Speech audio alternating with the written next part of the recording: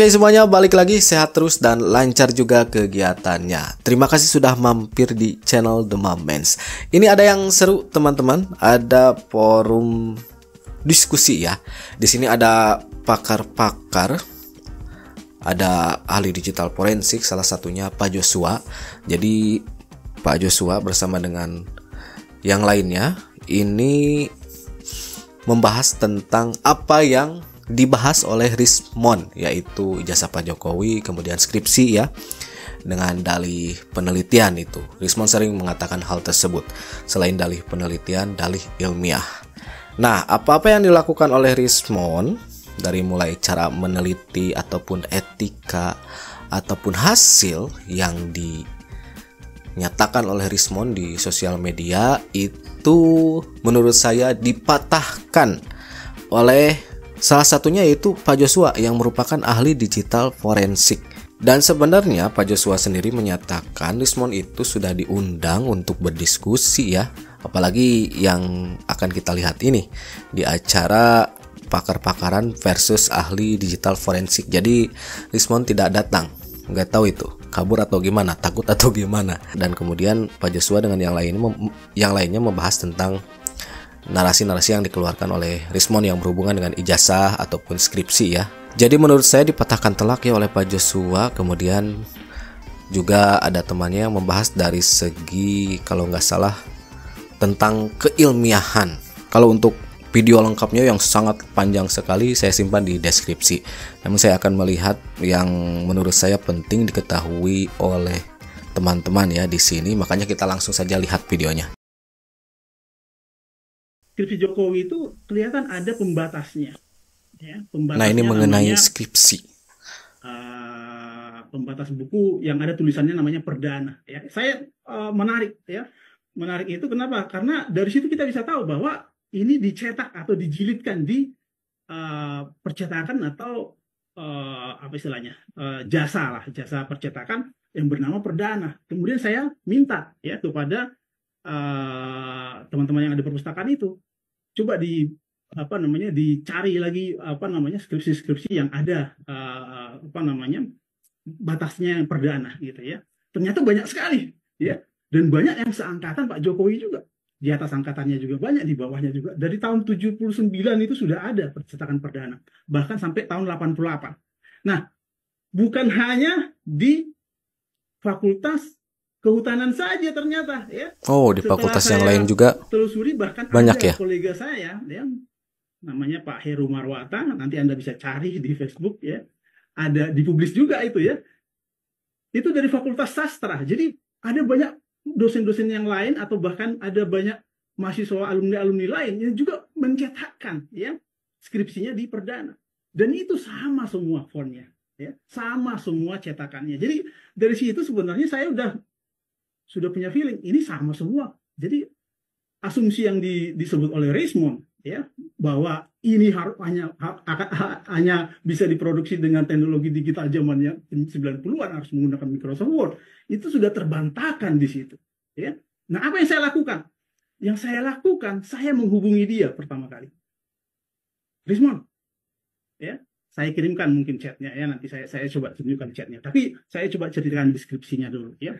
Saya hubungin dia untuk menyadarkan dia sebenarnya bahwa asumsi dia itu tidak benar.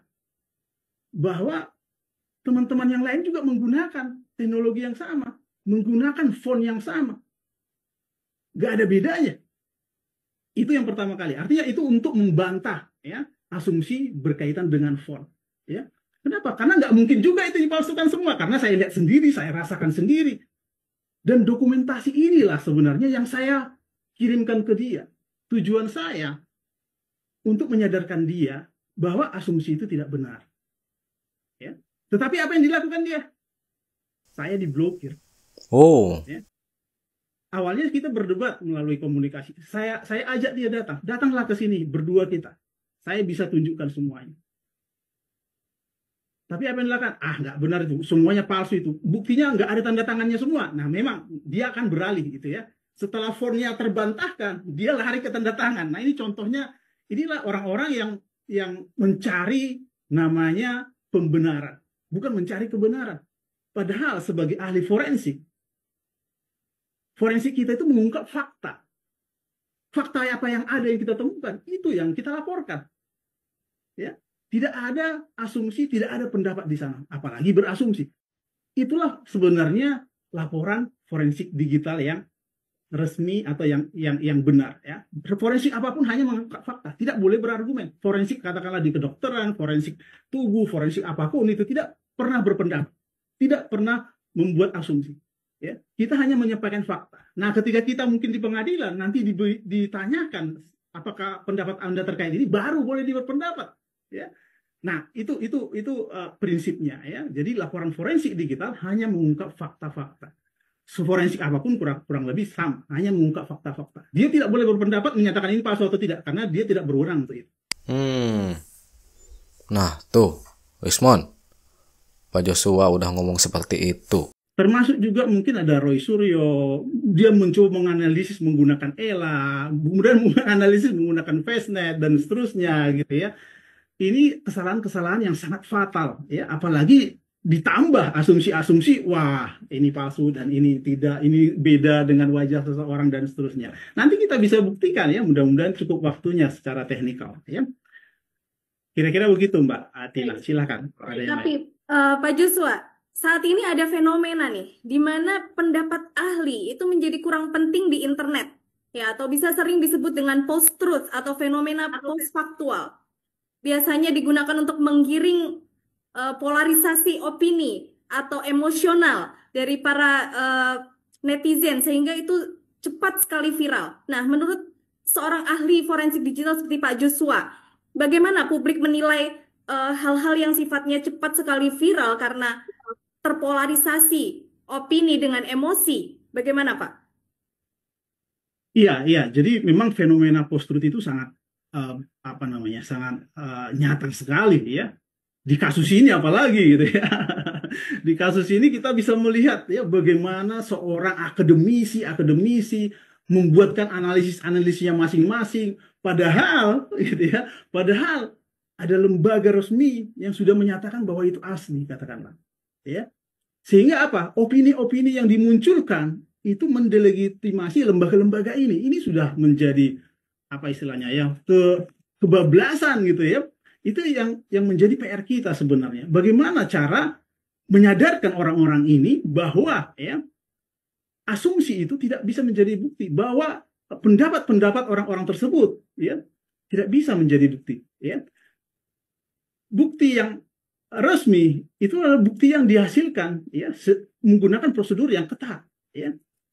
Apa yang dilakukan oleh Bareskrim, katakanlah, mereka sudah mengumpulkan begitu banyak bukti-bukti, ya, dari fakultas, gitu ya, dari teman-temannya, satu angkatan dan seterusnya, dan membandingkan secara ilmiah di laboratorium, ya, yang sudah memiliki standar internasional, ya.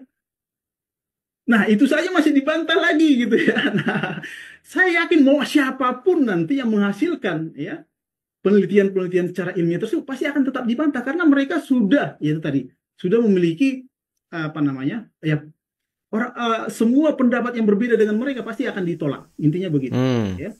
Tapi kita akan berusaha lah, ya, berusaha. Nanti kita coba menganalisis juga nanti pendapat-pendapat mereka yang ada di media sosialnya. Saya sudah membuka nih, ada X-nya Rismon, ada YouTube-nya Rismon. Saya coba akan mengupas satu persatu. Mengenai PON aja itu dibantah oleh Pak Joshua. Rismon kan menyatakan PON tersebut belum digunakan pada tahun bla bla bla. Ternyata pada saat itu bukan hanya Pak Jokowi saja dan teman-temannya di Fakultas Kehutanan yang menggunakan PON yang sama, bahkan di fakultas yang lain. Tadi kan disebutkan Fakultas Sastra. Itu dipatahkan oleh Pak Joshua. Berarti kalau seperti itu, Rismon itu tidak melihat dokumen-dokumen yang lain, menanyakan skripsi yang lain misalkan, yang menggunakan PON yang sama dengan PON Pak Jokowi gitu. Jadi tidak diteliti lagi lebih jeli. Karena kan dalihnya selalu penelitian ataupun ilmiah. Kalau penelitian atau ilmiah artinya kan meneliti, menelusuri, mengobservasi, ya, secara detail. Apalagi kan gelarnya katanya doktor. Berarti harus detail, harus lebih spesifik lagi. dan yang memang spesifik itu melalui observasi yang seharusnya dilakukan ya dilakukan oleh Pak Joshua sebagai ahli digital forensik. Secara teknikal itu saya bilang, coba aja tanya 3 hal. 1, red protect. 2, forensic imaging. Yang ketiga, hash. Tanya itu 3 hal itu. Kalau dia bisa jawab 3 hal itu, iya. Dia memang punya pengalaman pemeriksaan digital forensik. Betul ya Bang Joshua, kan itu kan dulu saya sama Bang Joshua tuh sering diskusi tentang itu. Jadi 3 hal itu dasar banget, itu teknikal. Jadi yang tadi kan masih umum tuh Mbak Atina yang knowledge, skill, attitude, akademis, praktis. Nah kalau misalnya mau teknikal lagi, kalau misalnya ada Rismon yang datang, misalnya Rismon datang, tanya sama Rismon, tahukah dia tentang red protect? Red protect. Memproteksi penulisan, karena itu penting sekali. Kita tidak boleh menghandle evidence kalau itu tidak ada red protect, karena nanti akan ada perubahan di dalamnya. Bisa hardware, bisa software, red protect.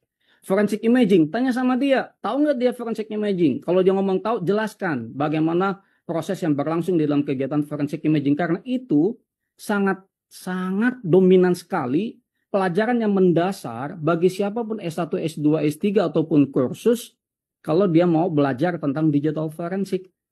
Itu nanti dikasih pengalaman itu, pengalaman red protect dikasih, pengalaman forensic imaging dikasih, dipandu sama instrukturnya, baik itu Windows ataupun Linux.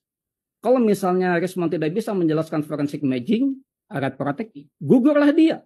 Karena dia nggak punya pengalaman. Forensic imaging itu, kalau di ISO 27037, itu ada namanya kegiatan, itu ada 4 hal di ISO 27037. Nah ini juga kaitannya jadi ilmiah. Jadi juga sempat ditanya, ilmiah itu gimana sih? Nah ini asik juga nih. Ilmiah itu harus ada standarnya. Harus ada standarnya. Kalau tidak ada standar, nggak ilmiah. Gitu. Sama kayak gini deh, kalau di agama tuh standarnya apa sih? Oh ya ada mazhabnya, ngikuti mazhab apa? Atau di agama Islam tuh ada Al-Quran, ada As-Sunnah. Harus ada standarnya, ada pijakannya, ada payung hukumnya. Oke. Di dunia internasional supaya memiliki perspektif yang sama tentang digital forensik, makanya diatur di dalam satu standar internasional namanya ISO 27037.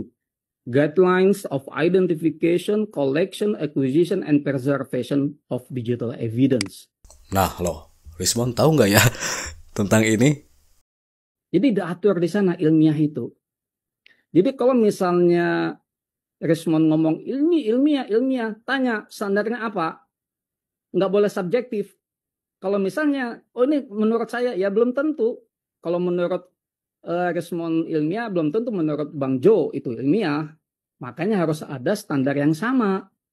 Dipakai di seluruh dunia. Gitu. Standar itulah namanya ISO 27037. Paham nggak dia? Tanya gitu ilmiah itu gimana.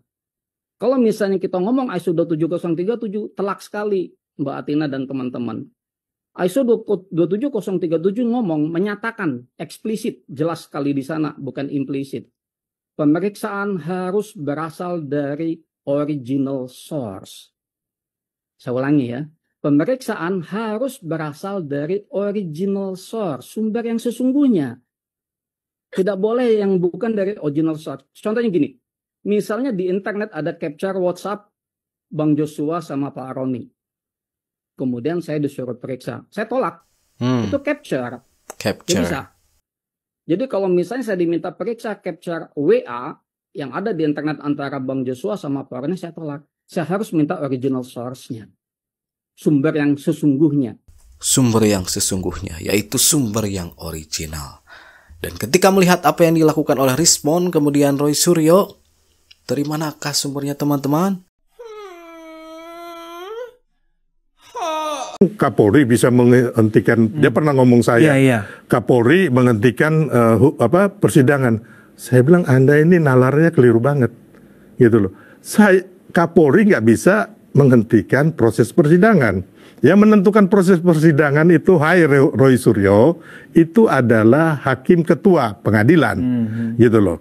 Bukan Kapolri gitu loh. Karena saya bilang bahwa ini kemungkinan yang di Solo dan di gugatan di Solo dan di Sleman itu kemungkinan akan ditolak. Terus dia dengan bodohnya dia bilang saya itu Kapolri yang bisa menghentikan persidangan. Bahkan saya bilang ini masalah hukum cetek sekali mereka ini Bang. Dan bukan hanya cetek Bang. Aku lihat bahwa mereka tidak punya bukti-bukti atau fakta-fakta hukumnya. Itu persoalannya. Nah, jadi selama ini mereka hanya menarasikan, membuat opini, memframing yang jahat-jahat, tapi Pak Jokowi tidak pernah melapor. Ketika Pak Jokowi melapor ini, sekarang ini mereka kalang kabut.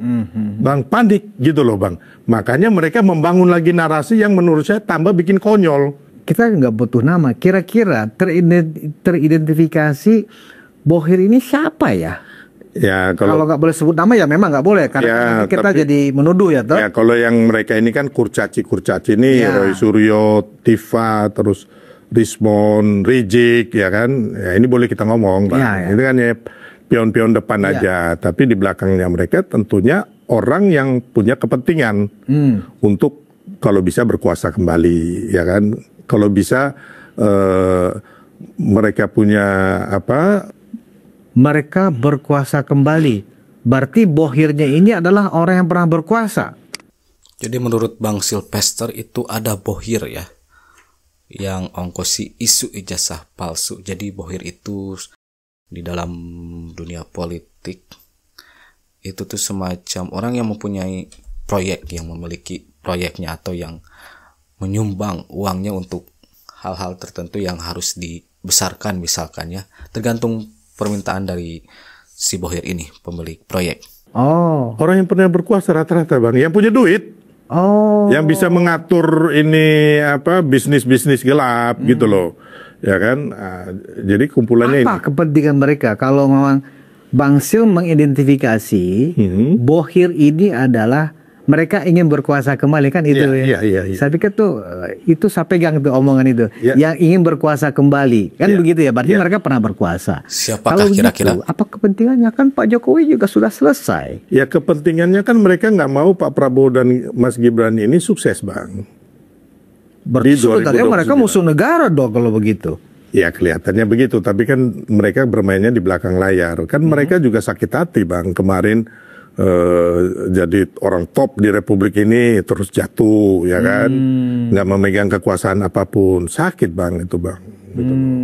Susah untuk move on itu yang kayak gitu. Memang kalau kita tarik garisnya ya, kalau kita lihat sebagai kita tracking ya, misalnya kayak Roy Suryo, kalau kita tarik dia dulu dari partai mana sih?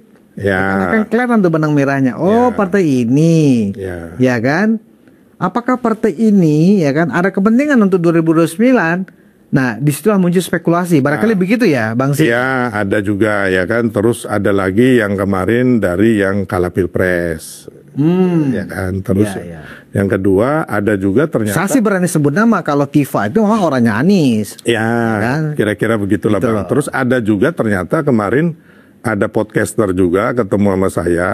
Dia mengatakan salah satu dari mereka ini ya kan, yang 5 orang ini ternyata mau minta jabatan gitu loh. Seru banget ya pernyataan-pernyataan dari Pak Sylvester.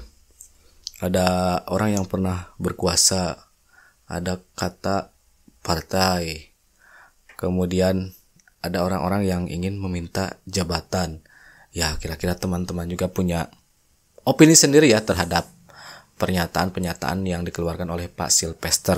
Opini dalam artian menduga-duga siapa nih gitu kan.